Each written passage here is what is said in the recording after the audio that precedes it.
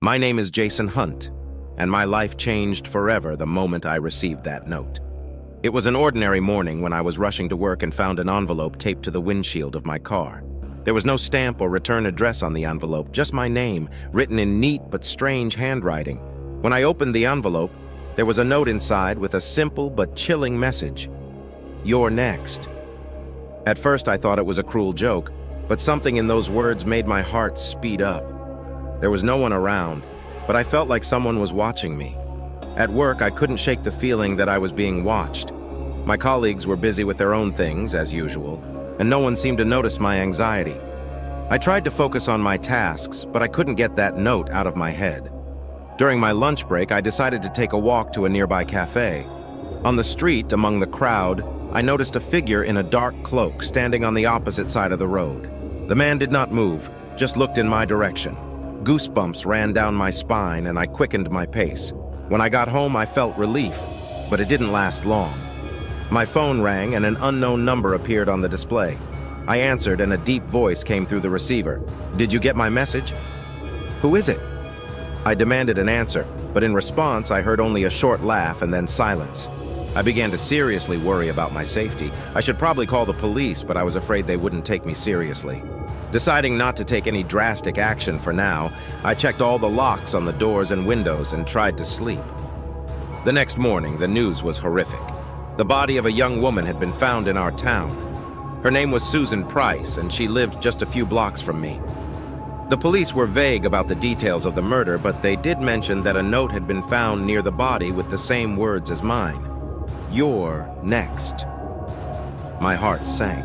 This wasn't just a prank. A real maniac was hunting me. I decided not to ignore the threat any longer and went to the police. Officer Johnson, who took my statement, looked worried, but assured me that they would do everything possible to protect me. He asked me if I had any enemies or suspicions who might wish me harm, but I could not think of anyone. Meanwhile, I began to notice more and more signs that I was being watched. Sometimes I would find things in the wrong places. One night, I heard the floorboards creak in the hallway, but I couldn't find anyone. I became more and more paranoid with each passing day. I started installing surveillance cameras all over the house, but it didn't help much. The feeling of being followed didn't go away. I was constantly looking over my shoulder, looking for familiar features in the faces of passers-by. One evening, while reviewing the camera footage, I noticed a shadow flashing outside the window. My heart started pounding. I rushed to the door but found no one. It was someone fast and careful. A week later, I found another note under the door. This time it had more text. "You are close to the truth. Don't try to hide. I am always here." I felt a cold terror. This man knew I was taking precautions. He was enjoying my fear. Everything seemed normal at the office until one day my colleague James came to work with a cut on his hand. He said it was just an accident, but I noticed the same strangeness in his eyes that I saw in the notes. I later learned that he, too, was being stalked. This is no longer a coincidence. We were both on someone's hit list. Officer Johnson and his team began a more active investigation. They interviewed all my colleagues, friends, and neighbors, but found no leads. The maniac was too careful and knew how to hide. I soon realized that I couldn't trust anyone, not even the police. This man knew everything about my steps, my plans. I began to think that there might be a traitor among those around me. I decided to take a risk. I arranged to meet Officer Johnson at a cafe on the outskirts of town, intending to tell him everything I knew and suspected. But when I arrived, the cafe was empty, and the officer was not there. Instead, I found another note on the table. "Nice try, Jason, but I'm always one step ahead." Realizing that it was not safe here, I decided to leave the city. I packed my things and left at night, hoping that the maniac would not notice my disappearance. But even on the road, in the darkness of the night, I could not shake the feeling that I was being watched. I found refuge in a small town on the other side of the state. I rented an apartment and tried to keep a low profile. However, my peace did not last long. One day at night when I returned home, I found the door ajar. My heart sank. I took out my phone and quietly approached the door, trying not to make a sound. Inside the apartment, there was chaos, as if someone had searched it in a hurry. There was another note on the table. "You can run, but you can't hide." I decided to contact the local police, but they were not as attentive as Officer Johnson. They promised to investigate, but it was clear to me that they didn't believe the threat was serious. That same night, I heard someone quietly creeping up to my window. I looked out and saw a shadow quickly disappearing into the darkness. The next day, I received an unexpected message on my phone. "I know who he is. Meet me at the old park at midnight." The message was sent from an unknown number. I doubted it, but I knew I had no choice. At midnight, I went to the park, armed with a flashlight and a baseball bat. A middle-aged man dressed in dark clothes was waiting for me in the park. He introduced himself as Mark and said that he had also become a victim of the same maniac. Mark said that the maniac chooses his victims according to a certain principle, but he did not know exactly what this principle was. He suggested that we join forces to try to catch him. We decided to set a trap. Mark suggested faking my death so that the maniac would believe that his goal had been achieved. It was a risky plan, but it was the only chance to get out of this game alive. We carefully thought out all the details and agreed on the actions. Mark arranged everything so that my death would look real. He arranged with several of his acquaintances to give false statements to the police and confirm my death. I was supposed to hide for a few days in a country house until the maniac showed himself. From my hiding place, I watched the events through the cameras Mark had installed. A few days later, we noticed suspicious activity around my old apartment. An unknown person was searching it again, as if he was looking for something specific. We decided that this was our chance. Mark was waiting for the maniac outside the apartment, armed and ready to fight. When the maniac came out of the building, Mark rushed at him and was able to disarm him. It was the same Officer Johnson I trusted. He admitted that for several years he had been hunting people he considered unworthy of life. Johnson was obsessed with his own twisted idea of justice and punished those he considered guilty of various crimes, sometimes fictitious. He found me because of an old mistake in my work that I had made years ago, which he believed had cost someone their life. Mark turned Johnson over to the police, and he was convicted of multiple murders. I returned to normal life, but the knowledge that the man I trusted was a monster has always stayed with me. I will never forget the lesson that evil can lurk behind the most innocent faces, and that one must always be on guard. Several months passed, and I began to slowly recover from the terrible events. But nightmares at night and disturbing thoughts during the day did not give me peace. I decided to move to another city and start a new life. This time I chose a small, quiet town on the West Coast. In my new place, I found a job in a small company and made new friends. Among them was Madeline, a smart and friendly woman with whom I quickly became close friends. I decided that I would not tell anyone about my past, so as not to arouse suspicion and not attract attention. One day, while walking in the park, I met an old acquaintance named Tom, whom I had not seen for many years. He was surprised by my sudden disappearance and asked what had happened to me. I briefly told him about my move, without going into details. A few weeks later, I started noticing familiar signs. A shadow outside my window, strange calls and notes. My heart sank with fear. Was it all starting again? I tried to convince myself that it was just paranoia, but my instincts told me that danger was near. I decided to share my concerns with Madeline. She listened carefully and offered to help. Together, we contacted the local police, but as before, they did not take my words seriously. Madeline suggested we do our own investigation. We began checking out all the new acquaintances, studying their biographies and pasts. We paid special attention to Tom, as his sudden appearance seemed too suspicious. Madeline was able to figure out that Tom was hiding his true identity. He was actually a former detective who had been fired for abuse of power. I began to suspect that he might be connected to the horrible events that had happened to me earlier. We started following Tom, finding out his roots and contacts.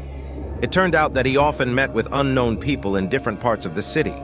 We decided to follow him to one of these meetings. In one of the abandoned warehouses, we found Tom in the company of several people discussing some plans.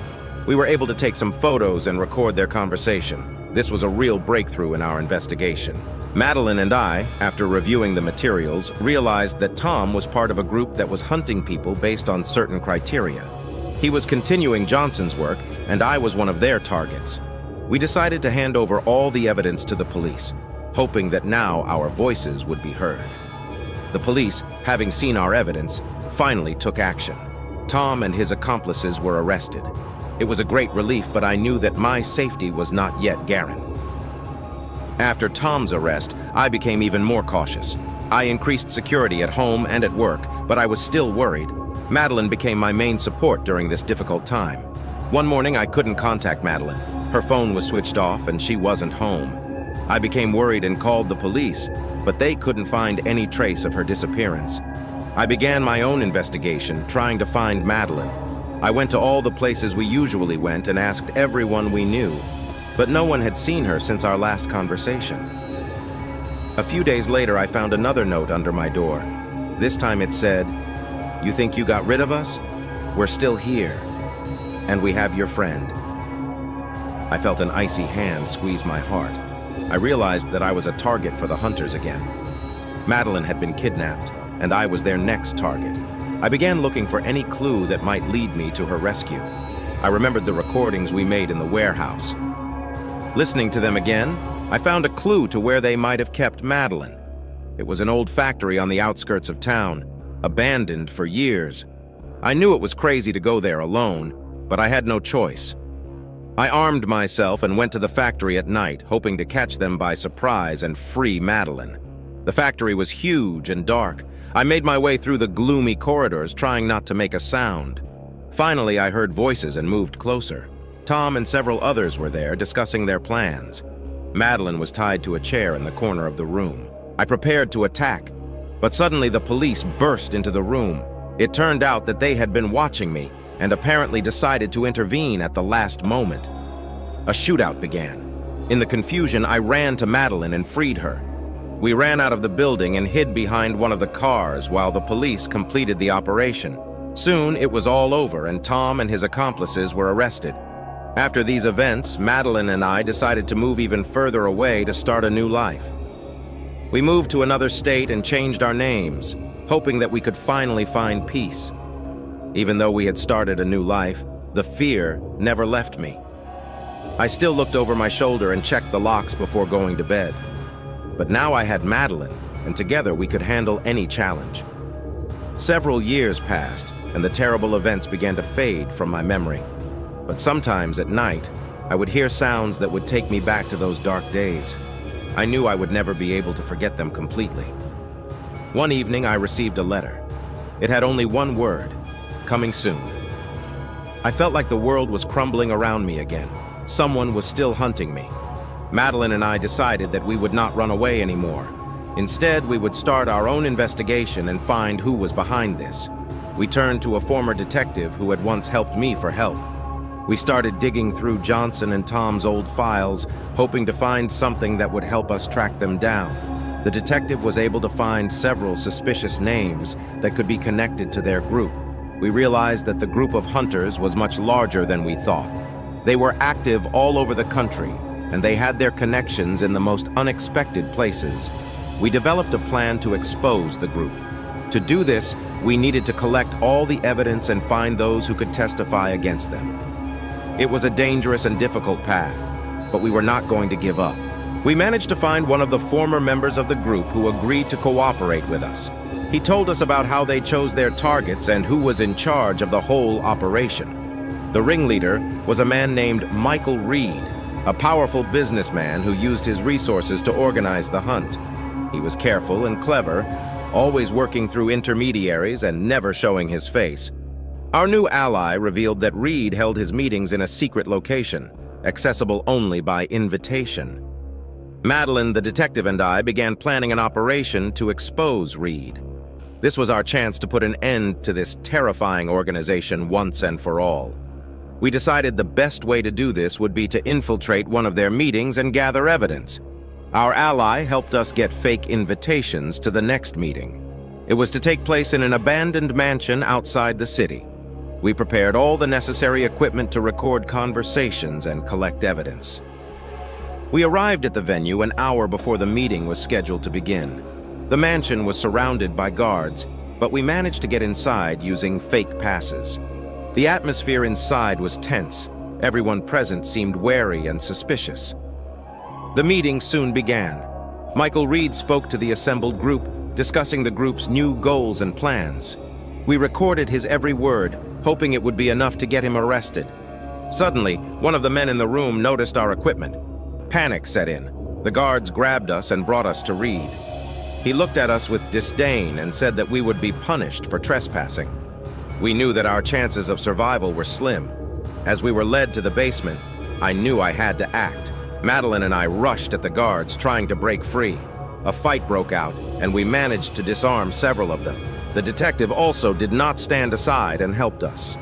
We got out of the basement and ran to the exit. Panic broke out in the mansion, and this played into our hands.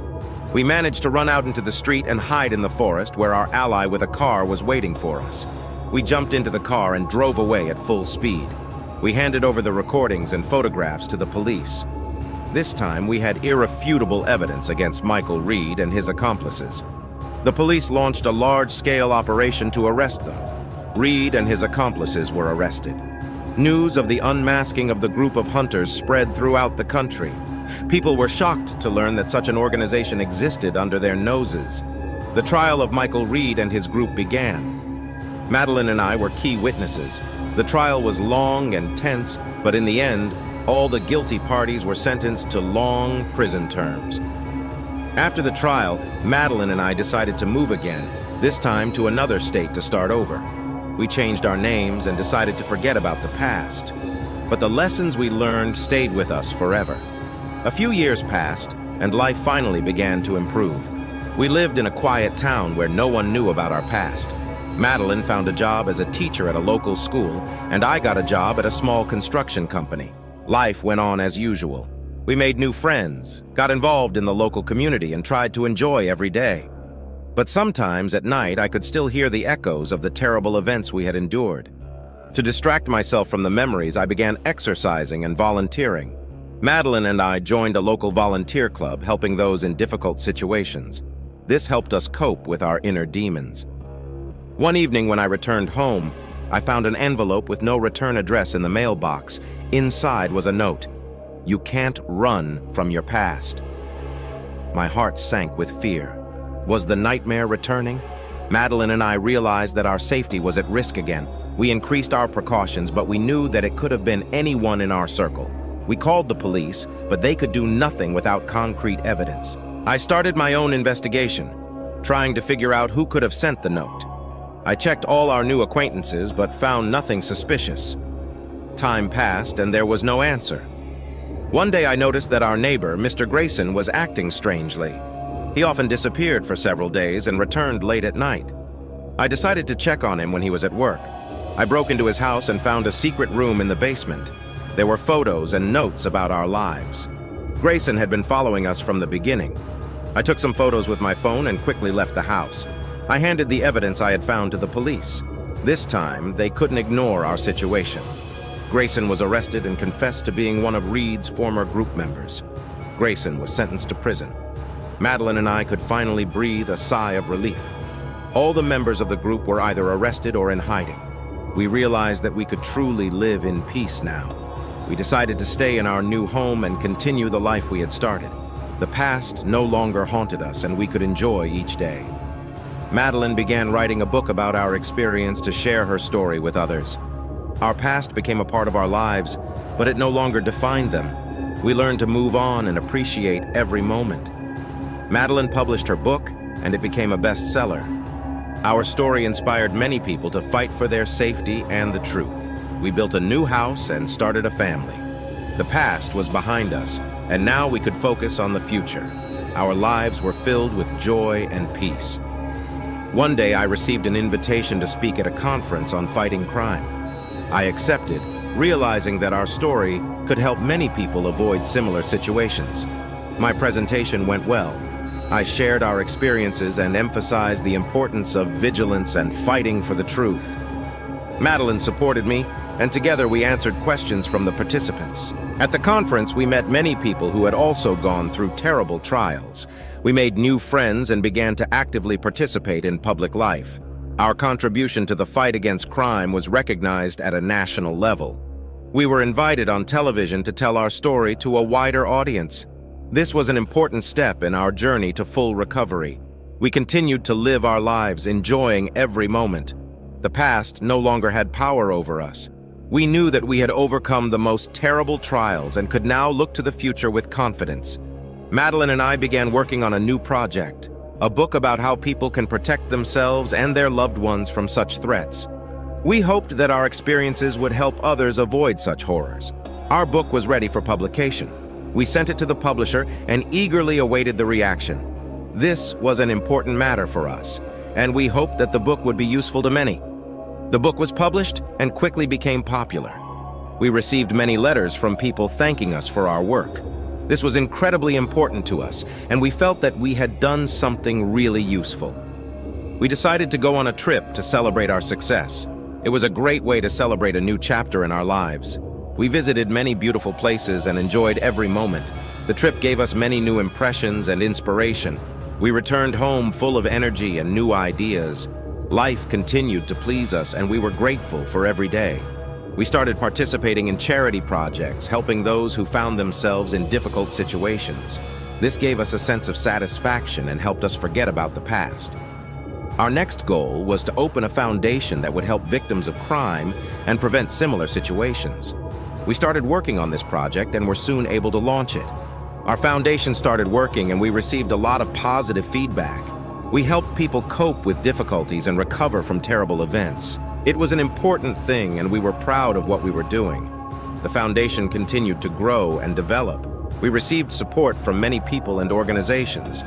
This gave us the strength to continue our work and help even more people.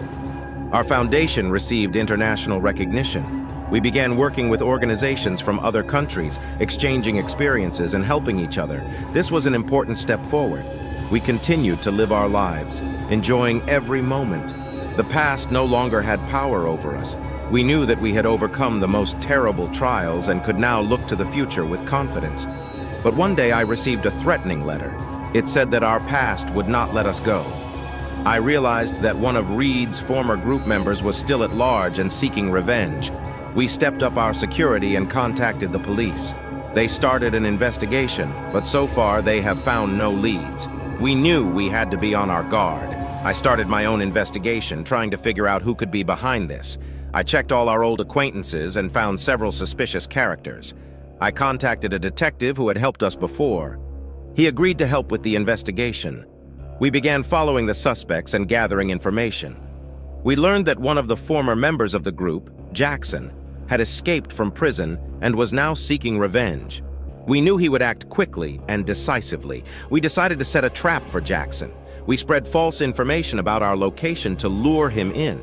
It was a risky plan, but we had no choice. Jackson fell into our trap. We managed to apprehend him before he could do anything. The police arrested him and returned him to prison. Jackson was convicted of escape and new threats. We could finally breathe easy, knowing that all the threats were behind us. We could move on with our lives without looking back. Our foundation continued to grow and develop. We helped more and more people and received support from all over the world. This was our important work, and we were proud of what we were doing. We started working on international projects, helping victims of crime in different countries. This was an important step forward, and we were proud that we could make the world a better place. We continued to live our lives, enjoying every moment. The past no longer had power over us. We knew that we had overcome the most terrible trials and could now look to the future with confidence. Life always presented new challenges, but we were ready for them. We knew that we could cope with any difficulty because we had each other's support. We started working on new projects that would help even more people. We were determined to make the world a better and safer place. Our foundation continued to grow and develop. We received support from many people and organizations. This gave us the strength to continue our work and help even more people. We received many awards and recognitions for our work. This was important to us, but the main thing was that we could actually help people. We continued to live our lives, enjoying every moment. The past no longer had power over us. We knew that we had overcome the most terrible trials and could now look to the future with confidence.